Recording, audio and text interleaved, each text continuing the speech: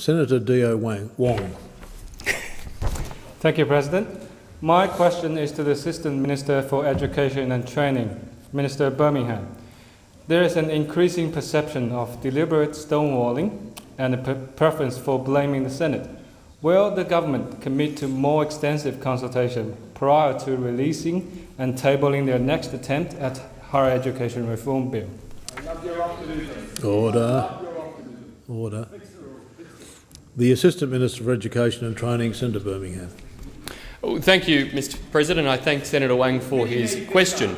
Mr. President, the government is committed to ensuring that we deliver reform for higher education in Australia, reform that secures the future of quality higher education in Australia well into the future. And what's important for our higher education institutions, for our universities, is that they have secure funding and funding that allows them to access not just a defined government scheme, not just reliant upon a demand-driven program for places, but also the ability to be able to access funding relevant to the course they are providing, and that they're able to compete amongst each other, that they're able to excel in areas of innovation, that they're able to specialise in particular courses.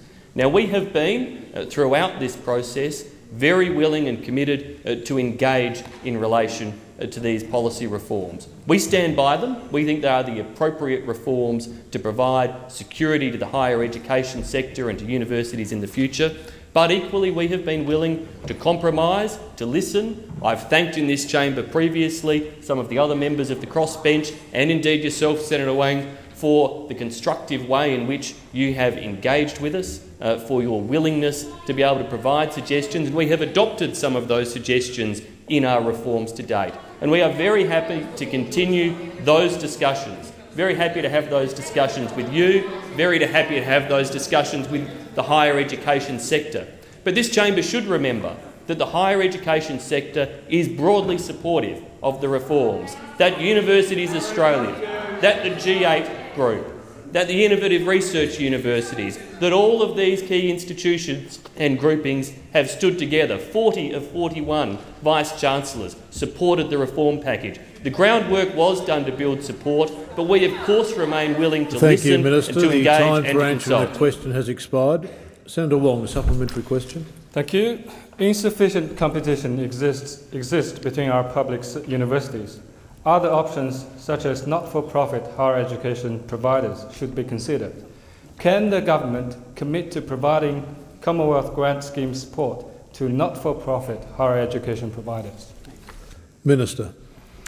Thanks, Mr. President. Thank you again, Senator Wong. As you would appreciate, I know, having looked at the legislation closely, there is an extension in certain areas of Commonwealth grant scheme support in the legislation that we've brought to this parliament. Importantly, it seeks to extend opportunities for sub-bachelor programs, for diploma courses, for those entry-level pathways that will give greater opportunity to many more students. And it's a profound disappointment that this Senate has stood in the way of giving those enhanced opportunities to more people.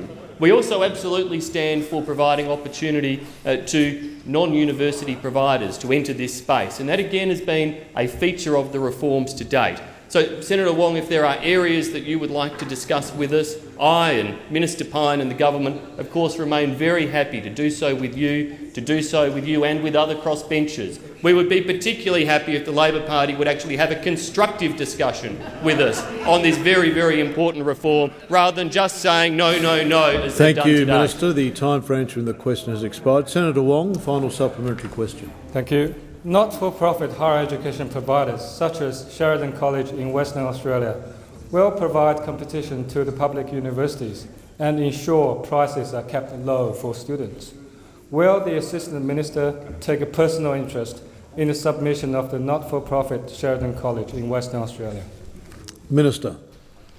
Thanks, Mr. President. Absolutely, Senator Wong. I will be very happy to look at that submission. I will be very happy if the opportunity arises to visit Sheridan College with you. I'll make sure that it is brought to the attention of Minister Pyne and that he indeed gives consideration to what their particular proposals are. But I think at the broader level, it is critically important that we do address the issue of providing certainty to universities and to all higher education providers in Australia. Certainty that they will be able to compete on an increasingly cluttered global landscape where more universities, more higher education providers are able to offer opportunities to Australian students, are competing with us for international students, and that is why they need the freedom to be able to specialise in areas that suit them, the freedom to differentiate themselves, which includes the freedom to differentiate through pricing rather than just having to operate under the constrained mechanisms that exist to date.